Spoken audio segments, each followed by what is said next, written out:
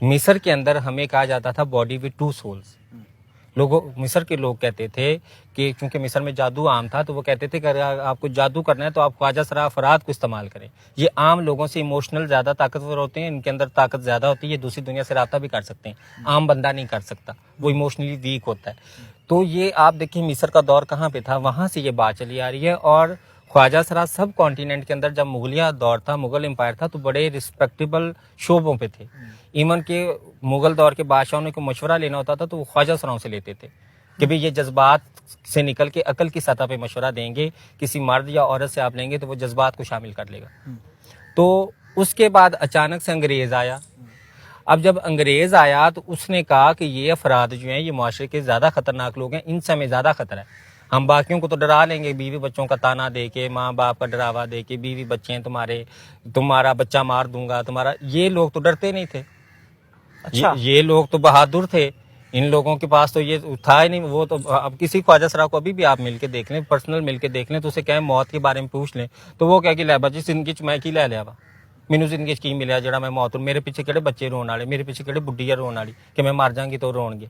تو انگریزوں کو ڈر لگا کہ اگر کل کو بغاوت ہو گئی تو یہ لوگ ہمیں سب سے زیادہ نقصان پہنچائیں گے. تو انہوں نے سیکشن 377 لگایا, کالونیل لا لگایا, جس کے تحت ہمیں مجرم قرار پایا.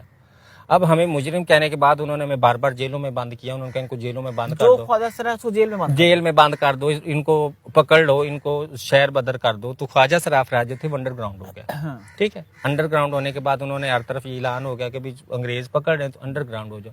جب ہم انڈر گراؤنڈ ہو گئے تو سروائیول آپ کو پتا ہے سب سے بڑا چیلنج تھا.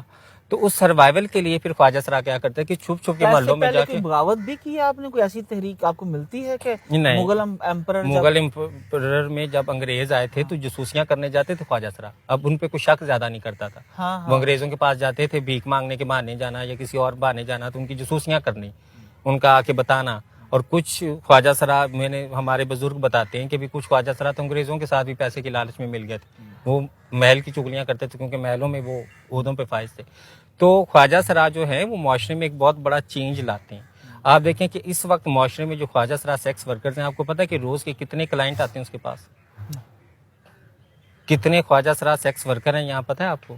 اگر آپ کو یہ اندازہ ہو جائے اور آپ کو پتہ چل جائے کہ کتنا large number of amount male community کا خواجہ سراؤں کے گھر سیکس ورکنگ کے لیے آتا ہے, تو آپ کی عقل دنگ رہ جائے گی, آپ پریشان ہو جائیں گے. اتنا انفلوئنس ہے ہمارا سوسائٹی میں, ہم اتنا انفلوئنس رکھتی ہیں سوسائٹی میں. مہک ملک ایک خسرا ہے نا, خواجہ سرا ہے, ہر بندہ جانتا ہے اس کو, کتنا انفلوئنس ہے. ابھی وہ ڈانس فنکشن کرتی ہے اور ہر جگہ پہ اس کا انفلوئنس ہے, ہر بندہ اس کو جانتا ہے مہک ملک کو. تو ہمارا سوسائٹی میں انفلوئنس جو ہے اس سے انکار نہیں کیا جا سکتا. ہاں, سوسائٹی میں ہمارا انفلوئنس پازیٹیو ہے یا نیگیٹو ہے, اس پہ بحث کی جا سکتی. ٹھیک ہے, اور ساری ٹرانس کمیونٹی کے لیے ایک مائنڈ سیٹ نہیں بنایا جا سکتا. میں ساری پاکستان کی عورتوں کو طوائف نہیں کہہ سکتی, اور میں یہ بھی نہیں کہہ سکتی کہ پاکستان میں کوئی عورت طوائف ہی نہیں ہے. ٹھیک ہے نا, تو اسی طرح سے خواجہ سراؤں کے لیے بھی یہ مائنڈ سیٹ لانا بڑا ضروری ہے. تو میں کالونیل لا کی بات کر رہی تھی. تو جب ہم انڈر گراؤنڈ ہو گئے تو خواجہ سراؤں نے کیا کیا کہ وہ چھپ کے جاتے تھے اور گھروں میں جا کے راشن پانی اکٹھا کر کے کھاتے تھے. اب چونکہ انگریز تو چلا گیا, لیکن لوگوں کا وہ مائنڈ سیٹ پکا ہو گیا کہ یہ اب بھکاری ہیں, ان کو بھیک کے شعبے میں رکھنا. وہ آپ کو پتا نا کہ ایک سوسائٹی میں ریت چل جائے تو اس سے پھر نکلنے نہیں دیتے. غلام ابن غلام چل رہے ہیں ہم لوگ, وہ ریت سے پھر نکلنے بھی نہیں دیتے کہ یہ ریت چل رہی ہے, اب اس کو کیسے بدلے. تو لوگوں کے مائنڈ سیٹ یہ بن گیا کہ یہ بھکاری ہیں اور انہوں نے بھیک ہی مانگنی ہے اور انہوں نے بچوں کی بدھائیوں پہ لینا ہے. انگریز چلا گیا, پاکستان علیحدہ ہو گیا, لیکن ابھی بھی سب کانٹیننٹ کے اندر یہی چل رہا ہے. اچھا جولی, ابھی ہم لوگوں نے اس سارے کیا اس سائیکل کو ہم ریورس کر سکتے ہیں؟ ہمیں ریورس نہیں کرنا. کیا ہمیں ان کو خواجہ سرا کو جو ہو گیا اس سے بگڑ گیا, وہ تو بگڑ گیا, کہ جو آنے والے خواجہ سرا ہیں, جس طرح آپ نے کہا کہ میں ان کے لیے مثال بننا چاہتی ہوں. بالکل, دیکھیں یہ آپ نے بڑا اچھا بات کی. سائیکل کو ہم ریورس تو نہیں کریں گے, لیکن ہم سائیکل کو اپ گریڈ کر سکتے ہیں. ٹھیک ہے, ٹھیک ہے. وقت ماضی کو بدلنا تو ناممکن ہے, یا ماضی میں جا کے ماضی کی چیزوں کو درست تو نہیں کیا جا سکتا, لیکن مستقبل کا جو سائیکل ہوگا اس کو نیا بنایا جا سکتا ہے, اس میں ایک نئی مائنڈ سیٹ کو پروموٹ کیا جا سکتا ہے.